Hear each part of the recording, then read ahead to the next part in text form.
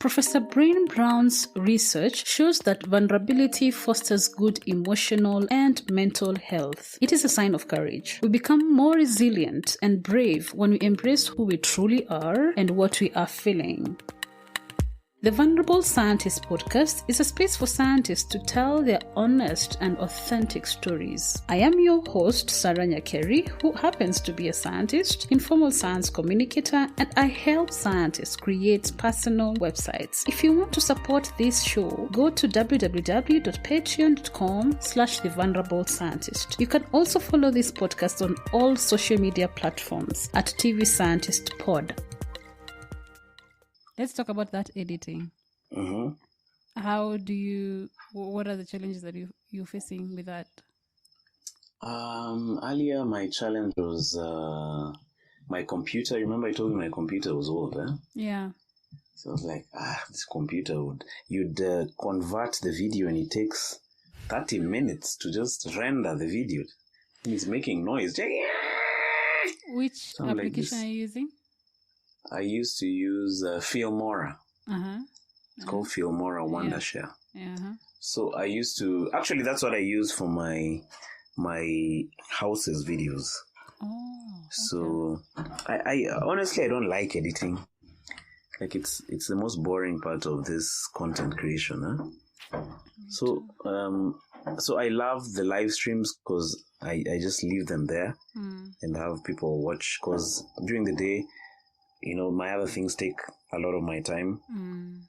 So I'd rather just do a live stream. The video is prepared and it's online. Yeah. But if I have to edit nowadays, there's an app I discovered on Play Store called CapCut. There's another plane passing. You can actually see it this time. So... Cap like Kikombe, CapCut. Cap with a C-A. So it's called CapCut. So that one it works on the phone and it has so many nice features inside it. Free. Yeah, it's free. Funny enough. It has a watermark, but you can delete the kabit with the watermark. So, like, the way videos have, like, there's a part at the end where after you render the video, it's written CapCut. But now you can delete that part. Oh, okay. Yeah, so it's I think it's the most popular video app right now. Oh. Because you can put effects and you can actually make a very professional video with that CapCut thing. Eh? So I love it because I can just edit on the go if I'm not at home on my laptop, which I don't like carrying around. I just use my phone, I edit, and I'm good to go. So you have to download that, Nini? Yes, I have to download the video from YouTube, and then I now cut it into bits. If it is a camera recording that I was doing, I have to transfer from the SD card onto my phone, and then I do the editing. But editing is a boring part. I want to reach a place where I have an editor. Who enjoys I feel like that? Not just because they have to edit. Say that again. Who enjoys that? Like an editor who actually enjoys editing. Like maybe that's his job. Like you need job yake ya edit. Because me, that's not my job. My job is to create the content, and then I go and continue observing so that I create more content. But now, if I'm spending 1 hour editing, I'm like, what the heck 1 hour, is this? Even more. Yeah, like for me to even find a clip that I'm interested in, like those sound clips you want to share, on social media.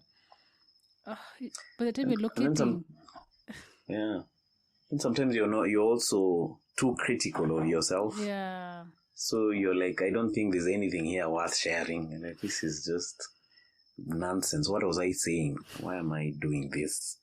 In fact, that's another problem that I have. I'm too self-critical. So I can have... In fact, I was meeting some friends of mine. They're like, why don't you cut clips? I'm like, I didn't find anything to cut.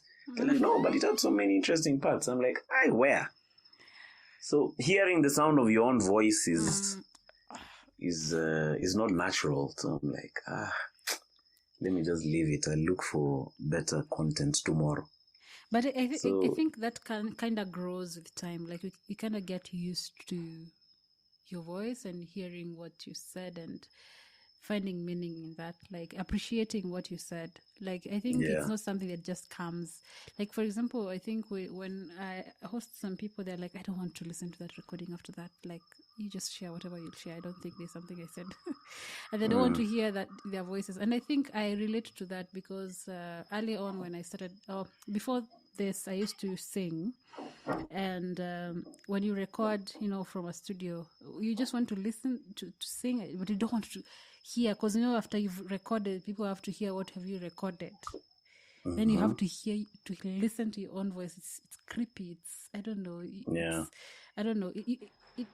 It takes time to grow and you get used to your own voice. So I think it's the same thing with podcasting. You just listen to yourself and you're like, okay, so what was I saying there? Why am I saying like that? I should And have also asked this believing question. that what you're saying is something kitu ya maana. You Yeah. get? Like, now what was I saying there, to be honest? What was that? So yeah, you're right. I guess that's something I've learned from you'll grow into it and reach a place where you're like, all right, let me stop judging myself too harshly, and I'm actually saying things that people appreciate. Yeah. So I hope to get, my next plan is to get someone who will be editing for me. Just because of time. I just tell them, just edit from this moment to this moment and put it up. So I haven't found that person yet. So, but that is my plan in regard to editing. But initially, most creators, you just have to edit your own things. Yeah. Yeah, you just have to edit your own stuff. Yeah, because, yeah. I don't want to say more about that, but yeah. You've done audio editing? No, I think you're more, I think because you're more focused on the audio part of it. Yeah. Because you know so many of these apps and stuff about these audio things. Me, I am more of a video guy. Yeah. Because of my graphic background, so I like playing around with the words and creating effects and stuff like that. So no, I have no idea about audio.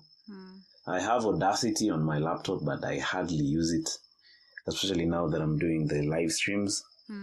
Yeah. Even when I do my houses videos, I try to just have the sound directly into the camera so that I don't have to do that. To think about that. editing.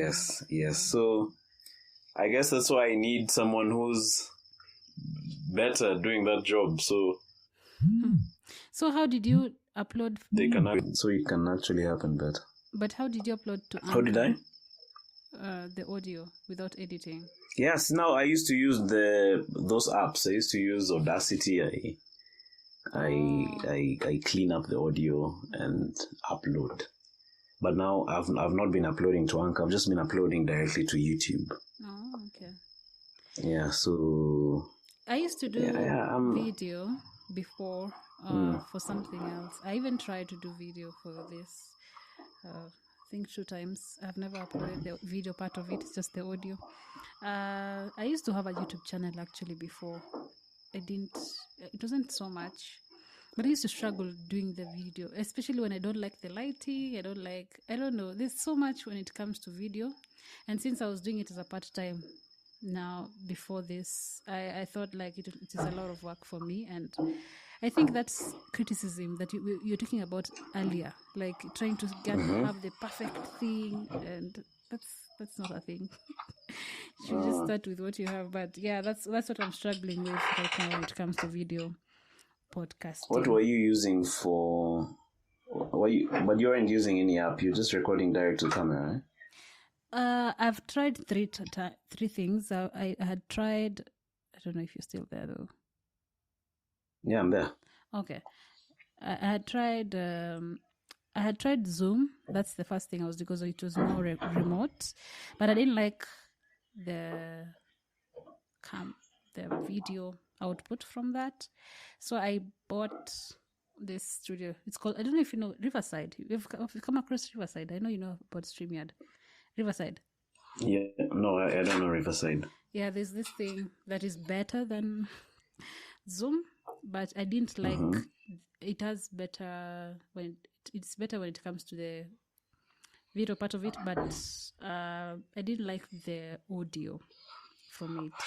It was expensive for nothing, and it was, I don't know, muffling some. I don't know. I just didn't. It's good enough. Like if you compare with Zoom, it's good enough, but it wasn't. I didn't like it. The other thing that I've tried is having in-person recording. My dog is now snoring here. Yeah, I can hear. It's a very rude dog. Yani inakuja kwa podcast yangu kusnore. It's fine. It is very indisciplined. Where? Get out. Then I tried doing the video part of it, but I still didn't like. I had the lights. I was using my phone. Thought like it's a lot of work because I was already recording the audio separately, and I wanted the audio from my mic, not from the lapel. So I don't know. Going back to the same thing, just a lot of criticism. So I've not done a lot of video when it comes to that. Like, I need a good raw video before I think about editing that video. So I thought you're very particular, right? Yeah. Do you think that's something artists also, creators, let me use the word creator. Like creators suffer from being too particular. Yeah. Like there's a video I was watching, like I think they said raw versus refined or something of the sort. So there are some people who want the video perfect, so they do few videos but perfect. And then there are these other people who do massive amounts of videos, but they're just mass produced. So they're asking which is better. So I guess it's an individual question, like which one do you want? Do you want to be this? But also that being overcritical and over, because I've also suffered from that over self-critical, it prevents you sometimes from uploading a lot of content because you're like, why should I upload this? So I think one has to balance that out so that you don't get rid of a lot of good things which you think are not good. Yeah, and audio has its own struggles. I don't know. Okay, for me, I don't over-edit. When it comes to the content, I don't over-edit. But when it comes to the sound, I don't know. I like good sound because I listen to podcasts. Do you listen to podcasts? Okay, you listen to podcasts, right? Yeah. Audio. Do you listen to audio podcasts, not video? No, yeah, I listen on Google Podcast. Okay, so and Spotify. Yeah, so I listen to podcasts, and I'm very particular when it comes to listening to. I don't like a lot of. I love good sound, like hearing what someone is saying, hearing them. Putting the emotions into everything. Like I don't like overly edited at the same time, but I don't like something that has a lot of background noise. But I like good background. If, like, for example, if someone has a baby and they're on the podcast, so a small child, and maybe I don't know, they're doing sounds. That's okay. But if it's so much noise going on around, then that's too much. There's actually a podcast episode that I'm struggling to edit the rest of the parts because of my side of the sound. I didn't know that my mic was not connected, so I had audio coming from the laptop the whole time, and I didn't know. Yeah, so there's that struggle. That struggle is very real because this is just audio. You can imagine. So what happens when it comes to video? Yeah. I hear you. One of the problems I have in my studio, it's not yet soundproofed. I just have a carpet on the floor, and then I need to put some paneling on the wall and the roof. Like right now, it's beginning to rain, and I'm already hearing some. Yeah, I can hear it. The rain in the background, so I still have a lot of work to do in this space. Unajikuna then I also need. Unajikuna? Hapana. Nimesikia kama unajikuna ama si wewe. Okay. Hapana, si mimi, ni mtu mwingine. Okay. Sijui ni nani lakini. So I have On the roof? The roof. I need to panel it so that the sound can come in. Then I also need to buy some sort of tiny generator or backup power, because I've been in the middle of a podcast and then power goes off. Yeah. So guys are like, hey, what's going on?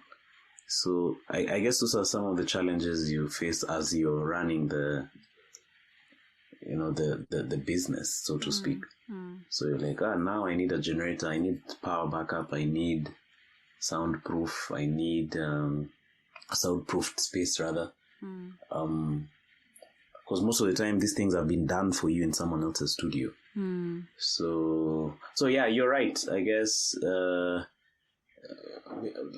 these are the things you face as you go along, depending on your personal preference. But audio is very, very important. You'd rather have good audio than you'd rather have bad video and good audio than video and bad audio. Like, no one wants to listen to terrible audio. Yeah, especially with the headphones. Yes, because it's irritating. Yeah, it's very irritating. Do you have podcasts that you listen to? I know you listen to Joe Rogan because you mentioned him.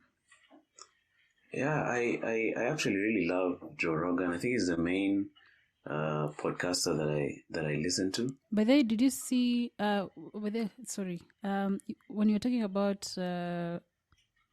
someone else controlling what you have to say on the podcasts, I wanted to ask you what you think about what happened recently with some of his episodes. Oh yes, yeah. There was that. He had to be cancelled. I mean, people wanted to cancel him. It was during this time when you couldn't say anything different about COVID, and then it's an interesting part of podcasting, because podcasting and broadcasting on YouTube and all these independent channels has been more or less free, but now it has grown, and now the censorship is coming from these platforms themselves. So, like, even on YouTube, there are things you can't say. Yeah. There are topics you can't touch. If at all you're leaning in a particular direction, they'll just mute your video and throw you out. Yeah. So I guess because of how successful these platforms have been in distributing content, they've decided, hey, we have a lot of power now. Let's flex our muscles and see how we can, please the masses or please the niche audience that we have. But I think if you're a purist and you're like, no, me, I want my content, I don't want anyone to touch my content. It's a hard time to be an internet broadcaster right now, because there's always someone right now who will be offended by what you say. Yes. If you're leaning on this side, this other guy will be offended. If you're on this side, this other person will be. Like, offense has become, people don't want to be offended now. So, and if they are offended, they'll want to write an email and tell guys, bring down this guy because he said such and such. So I think it's just a generational problem because of the times that we are in right now. The Joe Rogan thing, I was bored about it, because Joe Rogan is, after listening to him for years, he's just a nice guy. I don't know him, but I know from just listening to him, he's just an alright guy who just loves podcasting. But now these guys were saying he's racist. He's he had so many things against him at the same time. At one time, guys were saying he's racist because of a clip that he did back in the day. I think he said nigger and some monkey story used in a jungle or something, referring to a black neighborhood. I think he was just messing around, but now if you cut that clip and post it as 30 seconds, you'll be like, hey, yeah, this guy is racist. And then now there was COVID. He was hosting guys who are not thinking the way the rest of the world thinks, and guys were after him during that time. But I think for him specifically, he had gotten very powerful in terms of his audience. Like, he's just one guy, but he has a sick audience following him. Yeah. So I think some people are, they're obviously not very happy about you wielding such power. Even you, I'm sure when your podcast reaches a certain level, you'll have people wanting you to sway in a certain direction.